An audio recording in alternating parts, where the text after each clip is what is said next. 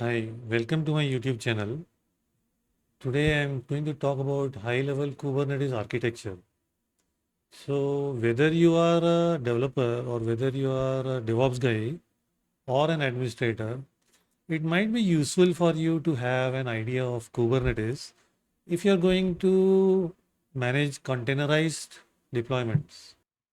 Okay, let's get started with a high-level architecture overview.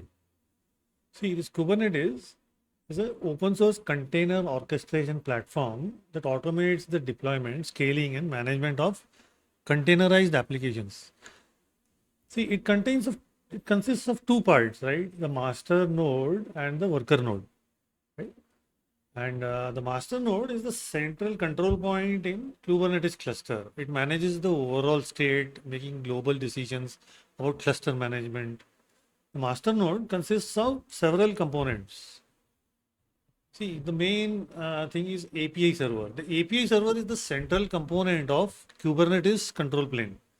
It exposes the Kubernetes API, allowing users to interact with the cluster.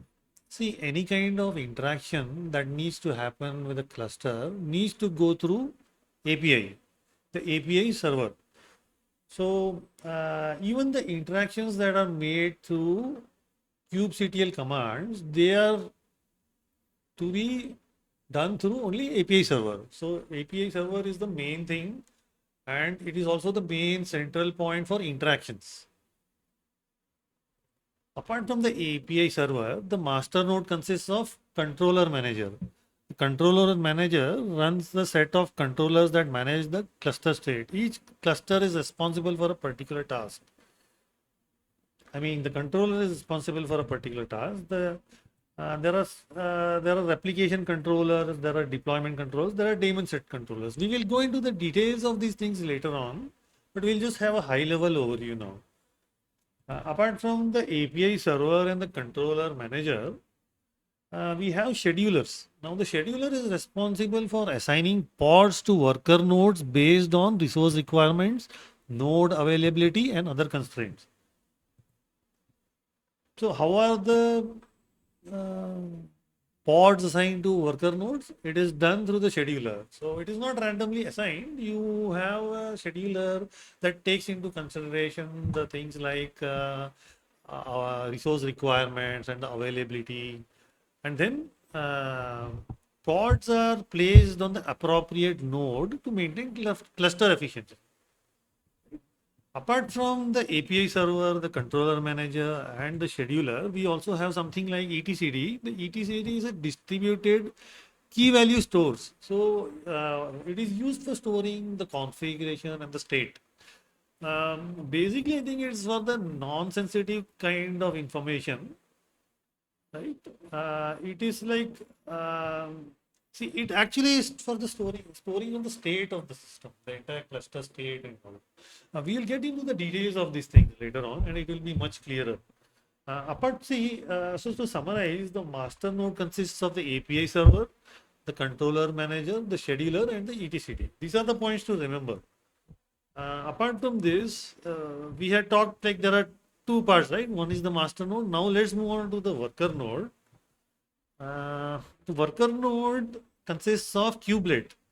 Kubelet is an agent that runs on each worker node. It ensures that containers inside the pods are running as expected by interacting with the API server and receiving the pod notifications. See, Kubelet also does the work of reporting. It monitors the pods and it does the work of reporting the health of the pods to the control plane. Then there is the kube proxy. The kube proxy manages the network routing on the node. It is basically for ensuring that the requests to the services are correctly routed. See, this happens in a very structured way. Let me give you an example. Like if a pod container running an application is requesting for the DB, right? So in that case, the uh, kube proxy will make sure that the routing takes place appropriately and the nearest DB service is allocated. I mean, it forwards to the nearest DB service, so it is very efficient. Definitely, the next component is the container runtime. See, because the pods are running containers, right? Basically, so um, the container runtime is to be there in the worker nodes. Okay, so Kubernetes supports several container runtimes like Dockers. Like you might have heard like Dockers, and Kubernetes supports that. Okay, next is the pods themselves. The pod is the smallest deploy. It's basically the smallest unit that does the actual work. It performs the workload and all, right? So, see, these are the two things. Like mainly, you might need to know about the master node and the worker node. To summarize, master node consists of API server, controller manager, scheduler, and etcd, and the worker node consists of kubelet, kubeproxy, container runtime, and the pods. Additionally, you might need to know things like persistent volumes. Persistent volumes provide a persistent storage. See, the thing is, um, the volumes are abstracted from underlying storage infrastructure and can be used by pods to store data that persists beyond the lifetime of the pod themselves. See, the pods may die, but the data is persisted in the persistent volumes. Services. Let's move to services. The services. A service defines a logical set of pods and a policy by which to access them, but it abstracts the network connectivity to the pods, allowing pods to be accessed via stable IP or DNS. Right. So pods will be accessed via stable IP and all, and service is responsible for that. Now there is something we have talked about this ingress, right? Ingress is responsible for things like routing, load balancing, and uh, SSL termination. Apart from that, you might want to know about config maps, which are used to store non-sensitive configuration information about the pods.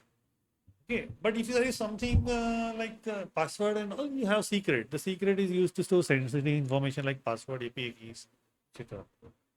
Okay, so see that is the basic. I mean, you might need to know about the master node, the worker nodes, what each component does. Definitely, we'll go into the details of it later on, but this is a high-level overview of how Kubernetes works. So maybe a practical kind of example would be helpful. So we'll look into that maybe in the next episode or after that. Yeah. So thanks for watching. Keep watching.